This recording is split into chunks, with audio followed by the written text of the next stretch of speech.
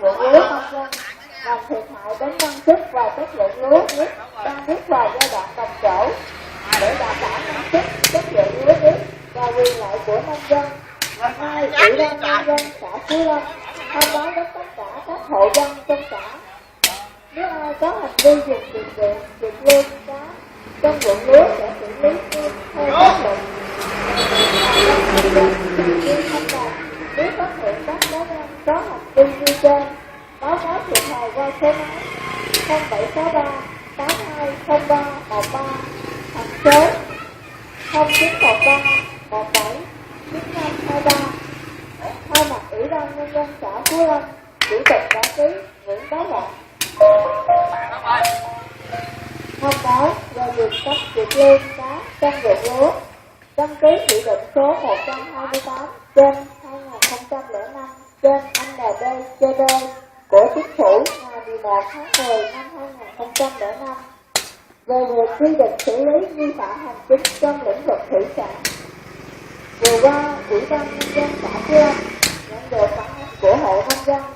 Hiện nay có một số cá nhân có hành vi dùng tiền điện để việc lương, việc cá trong ruộng lúa nông dân, làm thiệt hại đến năng suất và chất lượng lúa nước đang bước vào giai đoạn đồng trổ. Để đảm bảo năng suất, chất lượng lúa nước và quyền lợi của nông dân, nay Ủy ban nhân dân xã Phú Lâm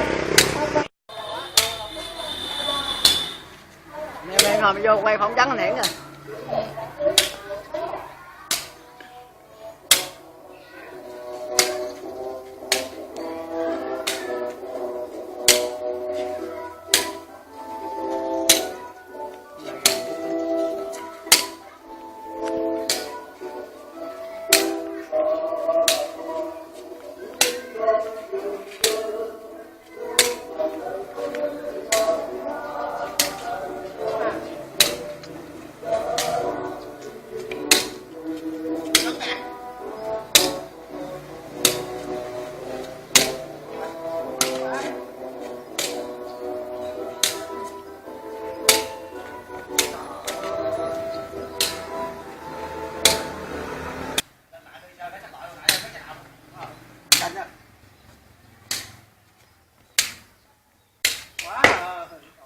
Cháy pin.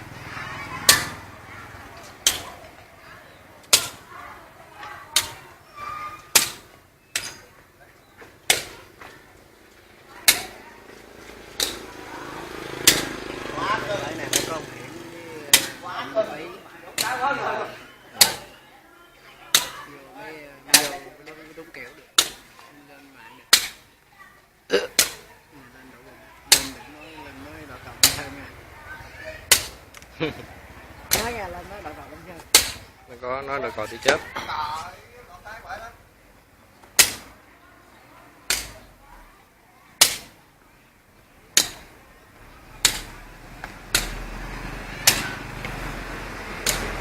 Quay về cạnh nó ra vòng là bắt vòng cho đó, nhìn không thấy. Mình phải đứng bên đây nè, mày quay tới để nó ra vòng này mới có cái vòng được, nhìn thấy được cái vòng. Không, nếu nó ra vòng đó là mình đâu có thấy qua vòng được.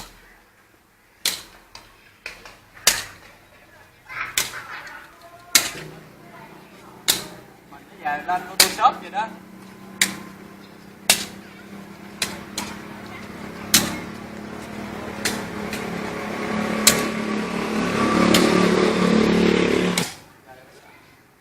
Nói lấy cầu khác đi ơi.